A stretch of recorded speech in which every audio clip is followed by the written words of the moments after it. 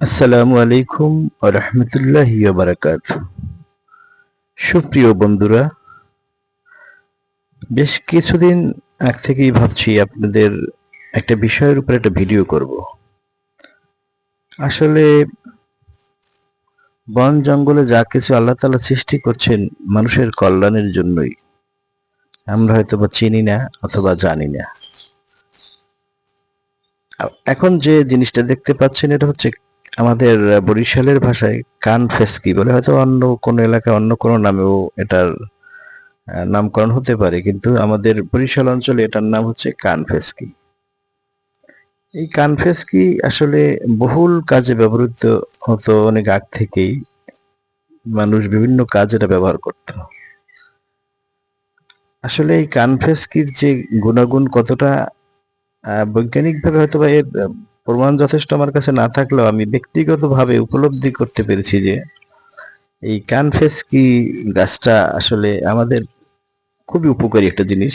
বিশেষ করে যাদের টাইপ 2 ডায়াবেটিস আছে তাদের জন্য হয়তোবা, বা অন্য টাইপ 1 ডায়াবেটিসের জন্য এটা উপকারী হতে পারে।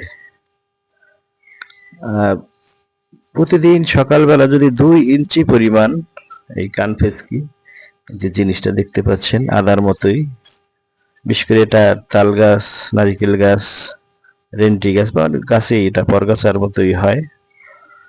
এই জিনিসটা যদি আপনি প্রতিদিন 2 ইঞ্চি বা তারও বেশি যদি একটু প্রতিদিন সকালবেলা ফজরের নামাজের পরে ছেঁচে যে ময়লাটা আছে এই ময়লাটা ছেঁচে যদি আপনি খেতে পারেন, বিশেষ করে যেটা একটু শক্ত বা বয়স্ক হয়েছে সেটা হচ্ছে আপনার আখের মতো চিবাইয়া ময়লাটা ফালাই দিতে হয়। আর যেটা কচি, যেটা এই যে দেখা যাচ্ছে এটা কচি, এটা আপনার চাবাইয়া পেস্ট করে ফেলে পানি সহ গিলেও খেতে পারেন, কোনো সমস্যা নাই।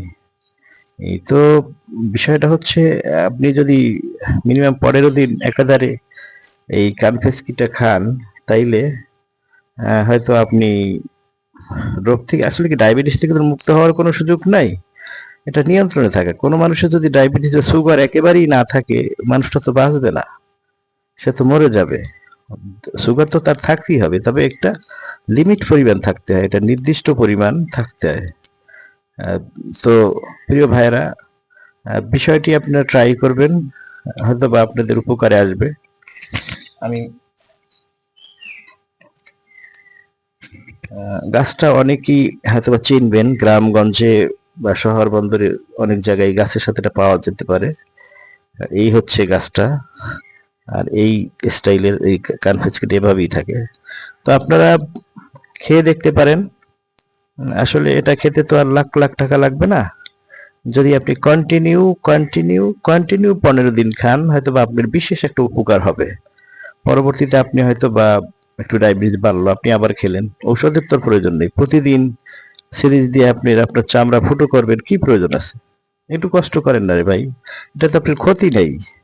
আপনি যে ইনজেকশনটা নিবেন অথবা যে ডায়াবেটিসের ঔষধটা খাবেন তাতে তো উপকারের পাশাপাশি ক্ষতিও আছে। আপনি এটা খেলে কোনো পার্শ্ব প্রতিক্রিয়া নেই। এটা আরো অনেক রোগের উপকারিতা আছে এই ঔষধ, মানে গাছটার ভিতরে।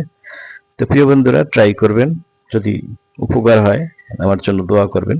আসসালামু আলাইকুম ওয়া রাহমাতুল্লাহি ওয়া বারাকাতুহু।